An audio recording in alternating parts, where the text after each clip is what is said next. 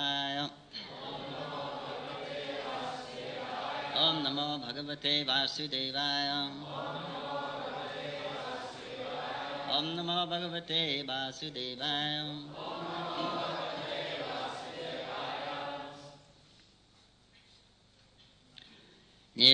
Nirgunopya Hajo Vyakto.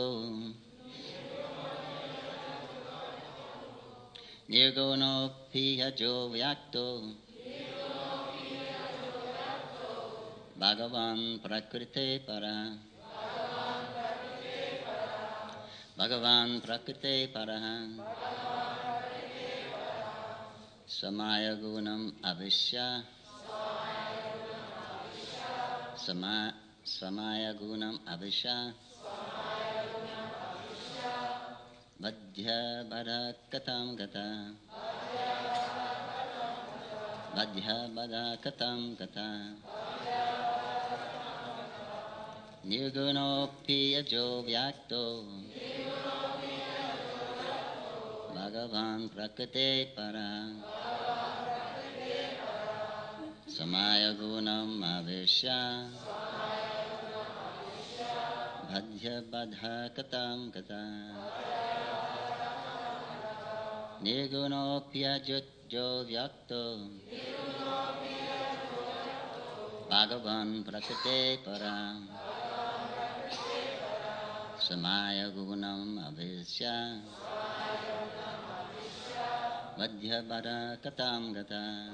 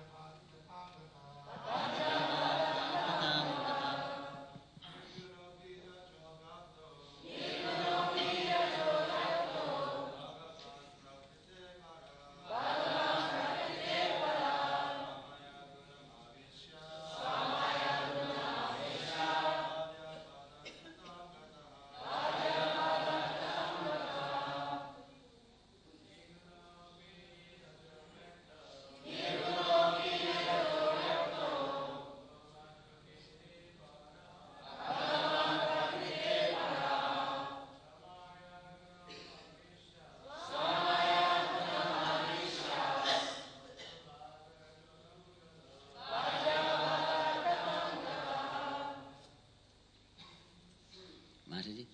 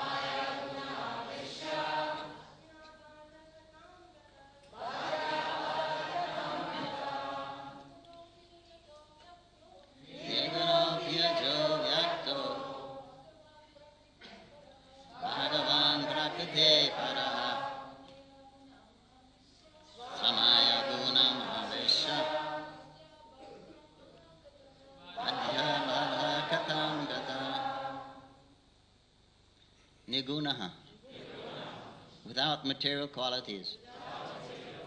Api, although he certainly aja, unborn, avyakta, unmanifest, Bhagavan, the Supreme Lord, Prakriti, true material nature, Paraha, transcendental, Samaya, of his own energy. Gunam, material qualities. Avesha, entering.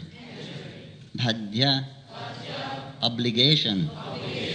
Badhakatam, the condition of being. Obliged. Gata, accepts.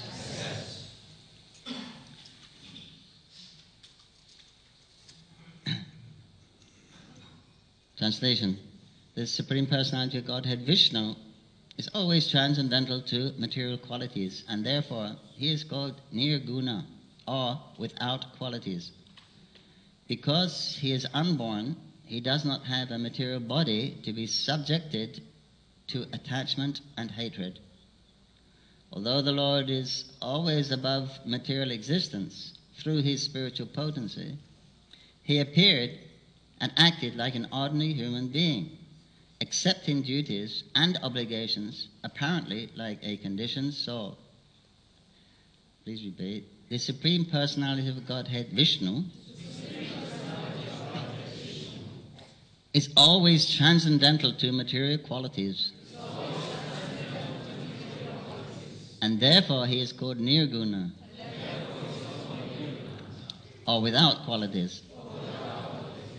Because he is unborn, he does not have a material body to be subjected to attachment and hatred. Although the Lord is always above material existence, through his spiritual potency, he appeared and acted like an ordinary human being, accepting duties and obligations apparently like a conditioned soul. Purport by His Divine Grace C.C. Bhaktivedanta Swami Srila Prabhupada. So-called attachment, detachment, and obligations pertain to the material nature, which is an emanation from the Supreme Personality of Godhead. But whenever the Lord descends and acts in this material world, he does so in his spiritual position. Although his activities materially appear different, spiritually they are absolute and non-different. Thus, it is an imposition upon the Supreme Lord to say that he is envious of anyone or friendly to anyone. In Bhagavad Gita 9:11, the Lord clearly said, Avajananti mamudha manusim tanum asritam. Fools deride me when I descend in human form. Krishna appears on this earth or within this universe without any change in his spiritual body or spiritual qualities. Indeed, he is never influenced by the material qualities. He is always free from such qualities, but he appears to act under material influence. This understanding is aropita, or an imposition. Therefore, Krishna says, Janma karma chame divyam. Whatever he does, being always transcendental, has nothing to do with material qualities. Evam yo veti tattvataha. Only devotees can understand the truth of how he acts. The fact is that Krishna is never partial to anyone. He is always equal to everyone. But because of imperfect vision, influenced by material qualities, one imposes material qualities upon Krishna, and when he does so, he becomes a mudha, a fool. When one can properly understand the truth, one becomes devoted and nirguna, free from material qualities. Simply by understanding the activities of Krishna, one can become transcendental. And as soon as one is transcendental, he is fit to be transferred to the transcendental world. Tvaktva deha puna janma naiti mam eti. So Arjuna, one who understands the activities of the Lord in truth, his transfer to the spiritual world after he gives up his material body and the purport. Om Agyan Gananda Sya Gyanan Ganan Salakaya Chakshulami Samnitasmai Sri Gurave Namaha Namam Vishnu Padaya Krishna Prasthaya Bhutade Srimati Bhakti Vedanta Swaminiti Namani Namaste Saraswati Devi Gauravani Pacharine Nevishesha Shandavari Pastarisatharine Jai Sri Krishna Chaitanya Prabhu Nityananda Sri Advaita Garadhar Shivas Hari Gaur Bhaktavinda Hare Krishna Krishna Krishna Hare Hare Hare Rama, Rama Rama, Hare Hare. Translation. The Supreme Personality of Godhead Vishnu is always transcendental to material qualities. And therefore he is called Nirguna, or without qualities. Because he is unborn, he does not have a material body to be subjected to attachment and hatred. Although the Lord is always above material existence, through his spiritual potency, he appeared and acted like an ordinary human being, except in duties and obligations, apparently like a conditioned soul.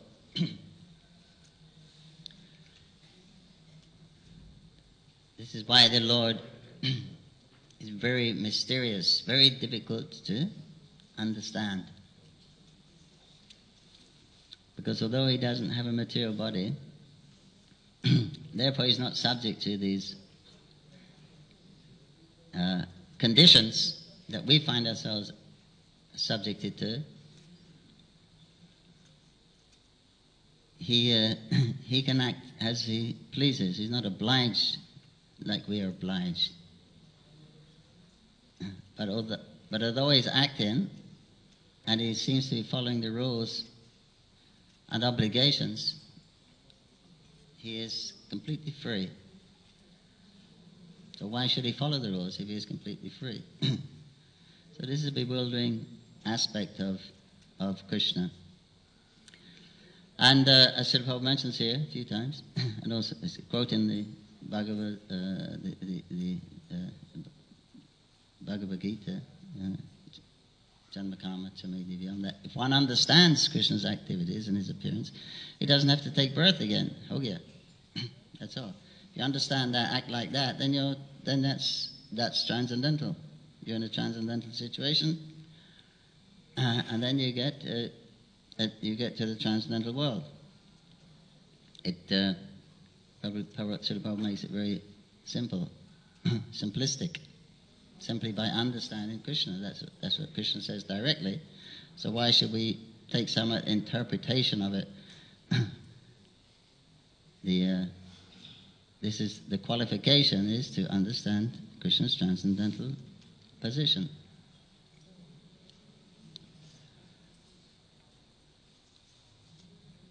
And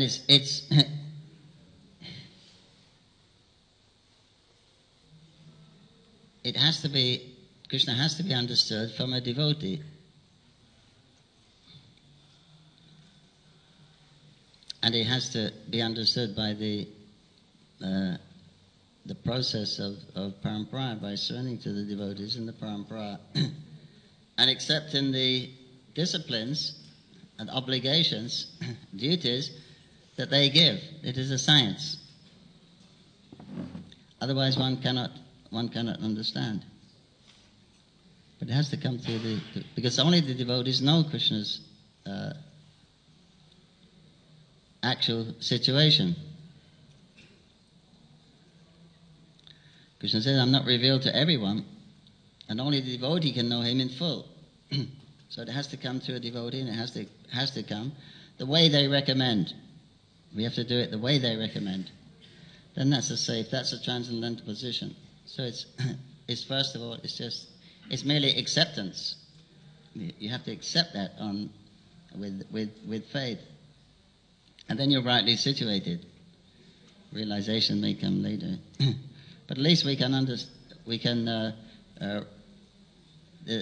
difficulty is that we're obliged to these rules and regulations. We have attachment, detachment, and obligations to perform in this material world. So therefore we see everything in the same light. This is how we function. We think everyone should function like that. That is a material disease. We have We have attachment to things that we like.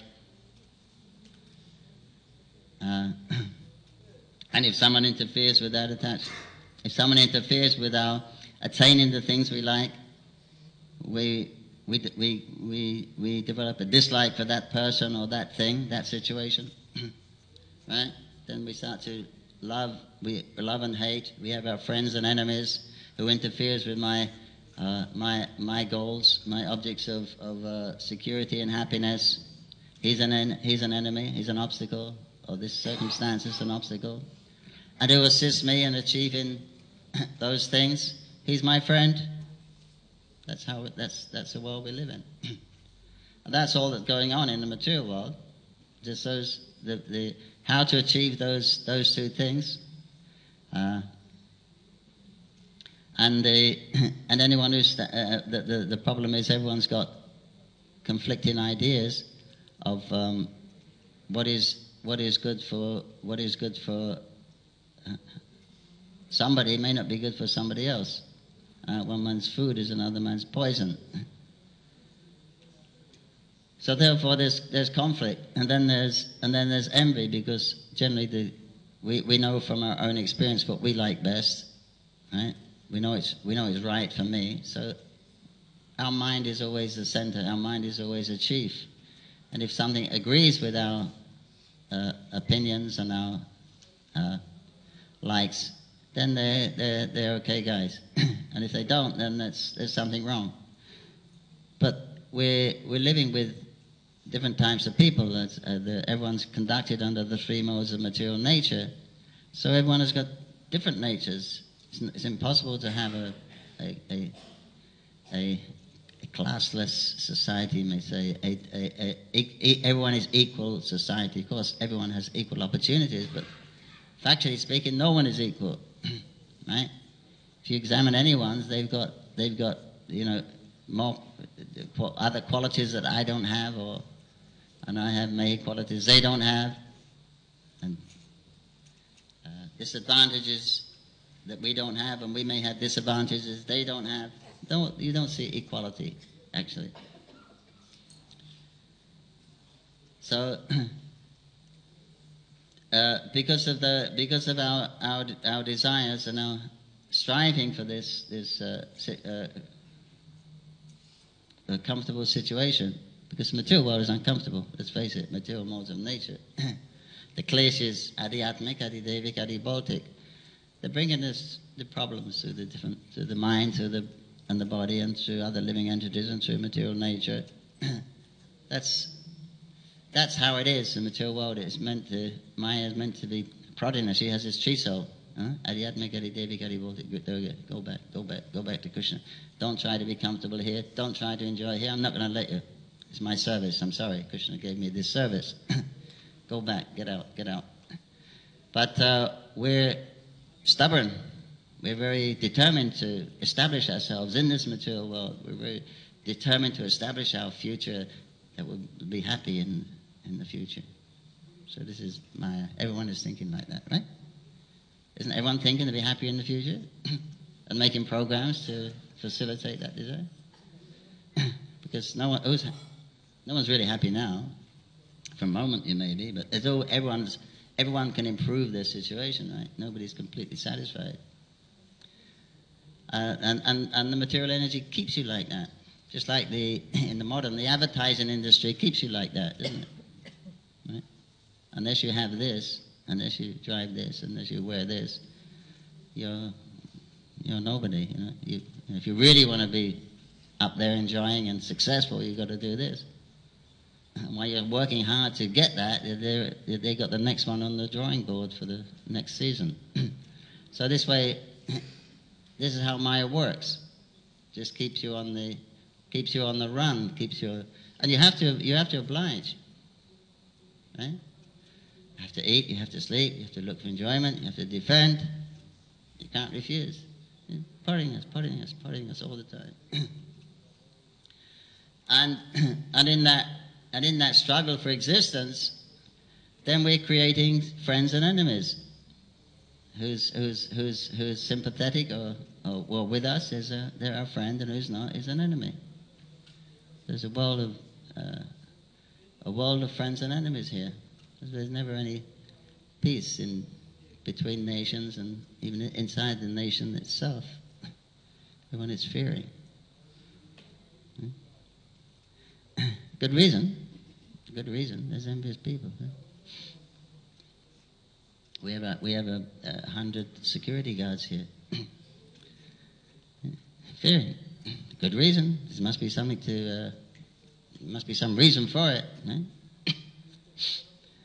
So that's the material world. So this is Maya, but there's no actual solution. Nobody's actually successful materially. There's no material solution to the material problem.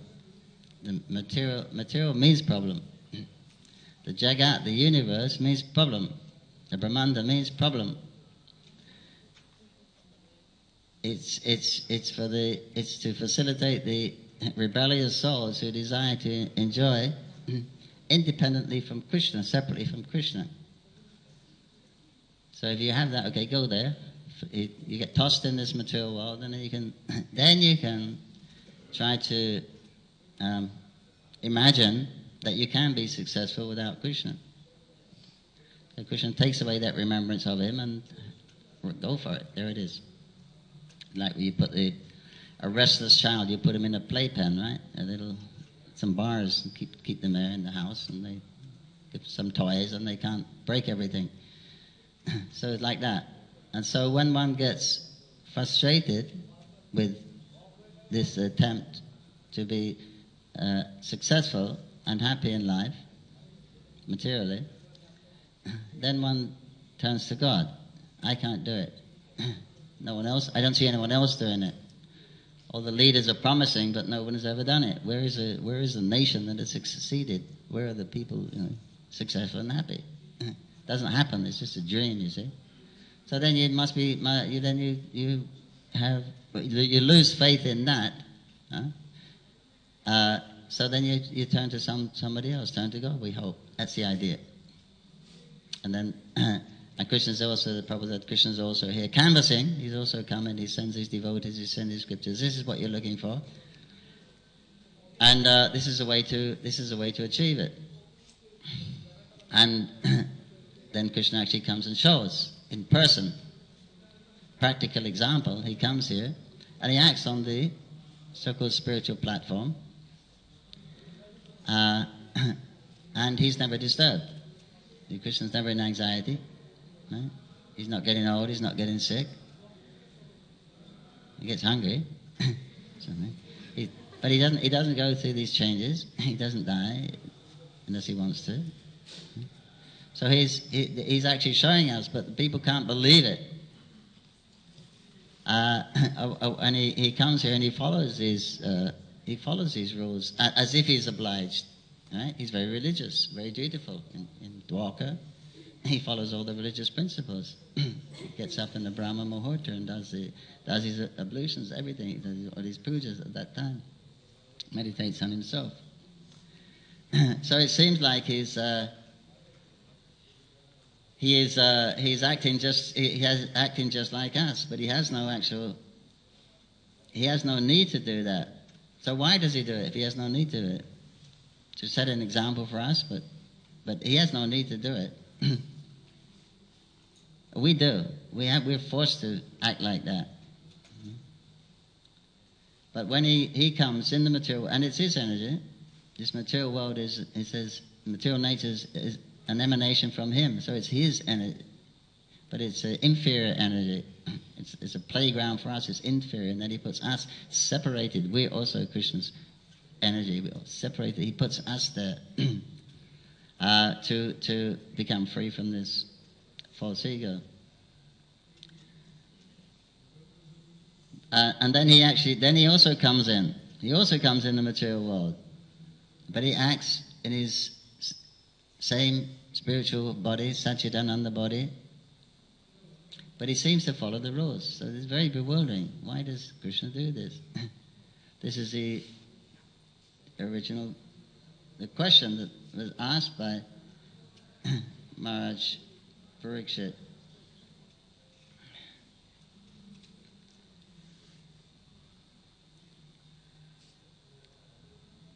Second, he's asking how he's come partial, because Parikshit is a great devotee of Krishna. He knows his transcendental position. But he's asking why he's siding with Indra, why he takes sides. He says here in the second verse, Vishnu himself, the Supreme Personality of Godhead, is a reservoir of pleasure. Therefore, what benefit would he derive from siding with the demigods? Huh? You want to be with the demigods? They want to come on top because they enjoy us, right? The demigods, that's their business, enjoying nicely. There's no difficulties on the heavenly planets.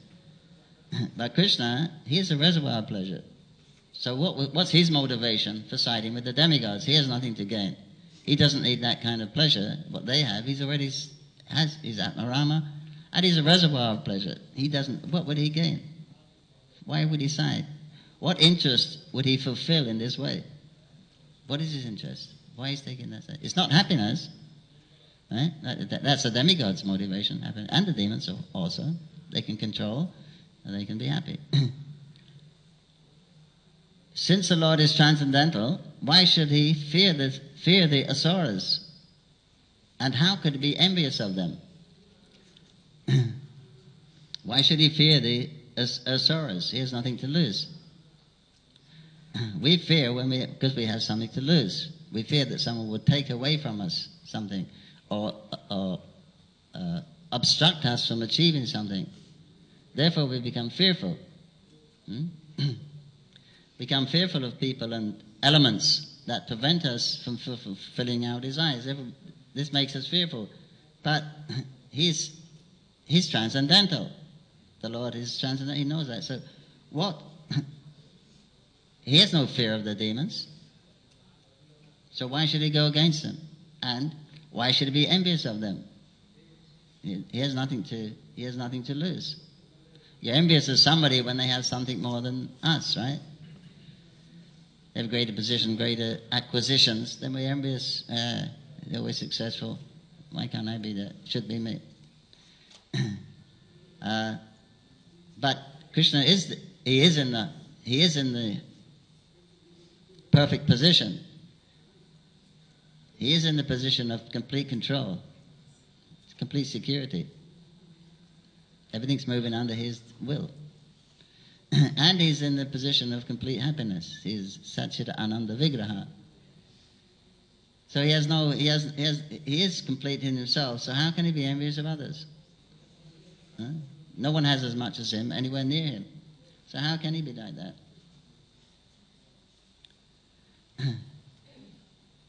So this is the doubts we have. It's very mysterious how he acts. Why should he take sides with the asuras? Why should he take side with Indra and help him defeat the demon? As we read in the last chapters of the 6th canto, the Lord sided with Indra. But as Parikshit knows that he is actually, Krishna is transcendental. Even he's bewildered. And he explained later on, it's just come out how the proof that Krishna is equal is that the demons, they also get liberation when he kills them. The demons get liberation, the devotees get liberation when they connect with Krishna. So that's the main thing. Krishna, he wants everyone to be connected with him. That's the constitution, right? Our name is Dasi. Jiva Sarupoi Nitya Krishna Das. We're the eternal servants of Krishna. Actually cannot be separated from Krishna. This separation is called illusion. Because you can't be separated from Krishna, because Krishna is everything. Material energy is also Krishna's energy. And he also enters into it, so you cannot be separated from him. And he's in the heart also. But when you forget that is Maya, that is material. So that the constitution of the living entity, the soul, is to be connected with the super soul, the Atma with the Paramatma, the Jiva, or you with Krishna. As long as you're with Krishna, then your life is successful. As long as you forget Krishna, then your life is called material suffering. So, how you get next to Krishna? You get next to him. He appears here in the material world through his holy name specifically. Right? We know. His name is not different from Krishna. Hare Krishna, Hare Krishna, Krishna Krishna, Hare Hare, Hare Rama, Hare Rama, Rama Rama, Hare Hare. We've heard it every day. We may not realize it. The name is not different from Krishna. But his name, form, qualities, pastimes, paraphernalias, pure devotees, they're all not different from Krishna. So this is a way that Krishna comes into the material energy, is separate, this inferior energy, and gives us association through those different mediums.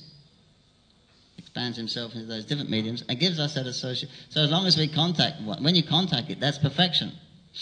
Now how you contact it, that's not so important. Of course, in a devotional line, there is a higher thing. That we're not talking about rasa, but we're talking here the tattva of when the living entity contacts Krishna, then that's perfection, right? Now the soul is contact the super soul, that's perfection.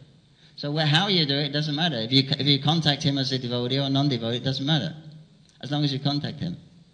So those non-devotees, they contacted to Krishna. They was always thinking of Krishna. Oh, there's Krishna, that Krishna. They was always chanting Krishna. Kamsa, Shishupal, etc. The Shishupal story will be explained later, because that was amazing. He's a demon. This is coming out. So it proves that Krishna is impartial. So he gives liberation to the devotees, and he gives liberation to the demons. If they chant his name, if they contact him, then others do. Like King Vena, he was a demoniac person, but he didn't think of Krishna, so he went to hell.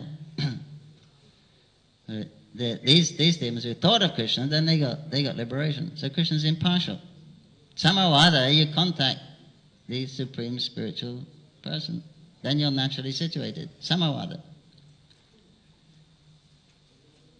And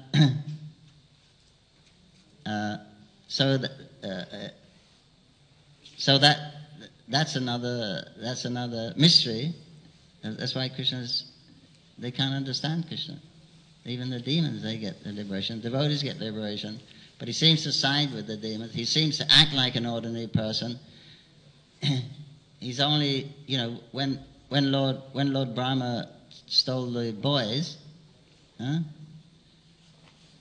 Krishna, and he's just seen Krishna kill Agasura. He said, this Narayan in this form of Krishna, Gopal, is amazing. He knows who he is, Brahma. He knows Vishnu's position. Now he's just seen what he's done to Agasura, and he see how Agasura got liberation, right? Agasura's soul went into Krishna's body. Surprised. But then Krishna goes out looking for the calves, Brahma thinks, hey, Krishna says that the calves are gone, the boys are a little nervous. Krishna says, don't worry, don't be peaceful, eat your meal, I'll go and find them. Snatches some yogurt rice off someone's plate, and he's going left hand. He's not following custom there, told you. And the little boy. And he's going looking for the calves. And Lord Brahma thinks, he knows that he's a super soul. He knows everything. Why is he looking here? He's looking in the caves, he's calling them, he's looking in the forest. Why is he doing that? He doesn't have to do that. He's Narayan. But he's doing it. I can't understand. So Krishna even acts, because he knew Brahma's mind, because Brahma was going to play a trick. So Krishna wanted to give Brahma more enlightenment and prove his supremacy, his great mystic opulences. But Brahma was bewildered. He just couldn't understand. He's Narayan, and he knows everything, but he's acting like he doesn't. He's lost. He's lost the boys, and doesn't make sense, right?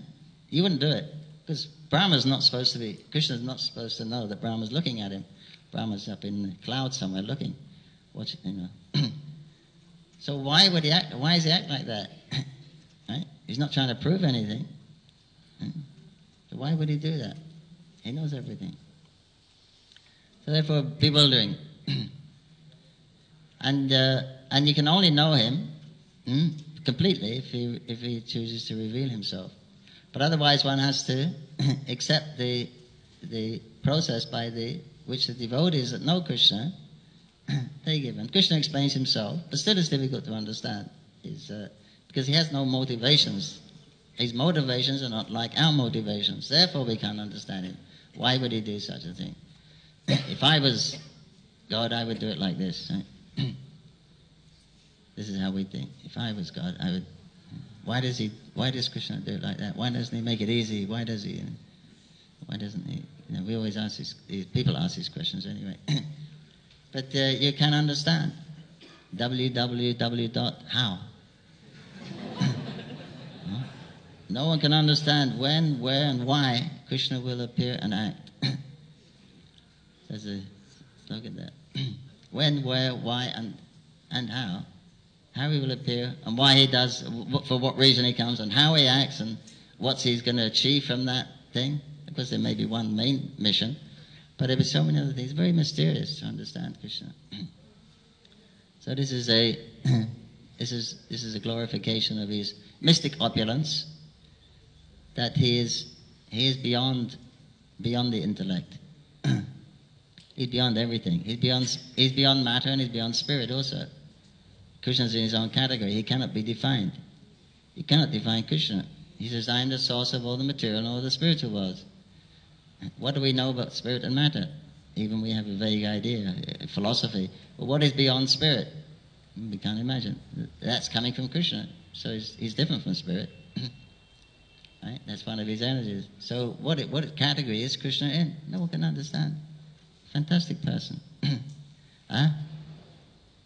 But at the same time, he has great affection for all these tiny little jivas, lost jivas like us. He's affectionate for us. That's another amazing quality.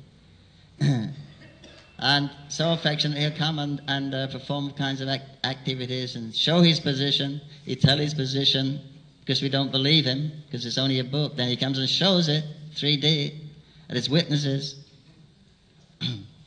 And still we don't believe it. Oh, maybe this, maybe why would he do that anyway? It doesn't make sense. And so we're trying to put Krishna in a box, trying to fit Krishna within our logic. Oh, that's why Krishna says you've got to give up all these dharmas, give up all these ideas. Just surrender to me. I'm telling you who I am. I'm showing you who I am. I'm proving who I am. You just surrender to me. Just accept it as a fact. You're not going to understand it. Don't try to figure it out yourself. Just love me. I'm a beautiful person, no? Why don't you love me? I have all the good qualities, what you're looking for. Best friend, best lover, best son, best parent, what do you want? Take it. So that's Krishna's proposition. Just see how fallen we are. We're not accepting it. We're not running and embracing it. We're sitting on the fence and with this, that, why this, why that. That's devotional. What to speak of still the attachments to the material body and the pleasure and the comfort of the material world. That's a huge obstacle for us still, big burden for us still. But when you get above that, then you got another set of real spiritual problems, which are okay because they're spiritual problems. But so we hear from his here these stories that we heard yesterday. It's a great. He said it's a great question you've asked because we're going to talk about Krishna. And when you talk about Krishna, you always talk about his devotees. So this gives satisfaction and happiness to everyone. That is a process. Krishna says, my devotees, my pure devotees, they sit around together and discuss my qualities and attributes and pastimes. That's perfection of life. So that's what we do. Of course, we can't do it all day. We're not qualified. But we can do it in the morning and evening. and other spare times. And the rest of the time we spend on performing the other angas of bhakti, performing, fulfilling the desire of the Krishna as Gauranga and the Parampara. And this way we achieve the ultimate mercy of Krishna by their grace, by the grace of Gauranga, by the grace of Guru and the Vaishnavas, by assisting the Sankirtan mission, which is giving opportunity for people to hear and chant about Krishna, mainly. So we do it, and we give others the opportunity. That is a very sublime, a very joyous process, right? You're chanting Hare Krishna, talking about Krishna, hearing about Krishna, discussing about Krishna, and you're giving to others. That's it. So it's a very nice thing to do. It's a very nice life, and it's a perfection in life, and it's joyfully performed. So it's very simple for us. Mahaprabhu has made it very, very simple. And just by doing that, he's very happy. The Vaishnavas are very happy, and that's our success. Then these mysteries, they can be revealed to us. But Krishna will always be wonderful, even when he's in the spiritual world, when he's playing with his friends, where there's no obligations, duties, or envy. Then Krishna still shows wonderful things. They're still surprised how Krishna excels in all those wonderful ways in his different attributes and his beauty. Keeps on ever excelling.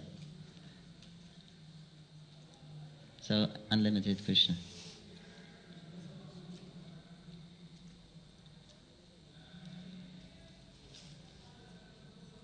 So this is what the chapter is called, that he's equal. He's a very nice person. He's equal to everyone. He has no envy. He has no friend, but he's open to everyone. Everyone. You want to come here as a lover, or you want to come here with a sword? Come. Anyway, you'll get.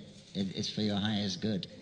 But of course, we recommend it to go to Krishna favorably for his pleasure. That is the ultimate success. Jai Srimad Bhagavatam ki, Prabhupada ki jai, Bhaktavinda ki jai, Om Nandi Hari Hari.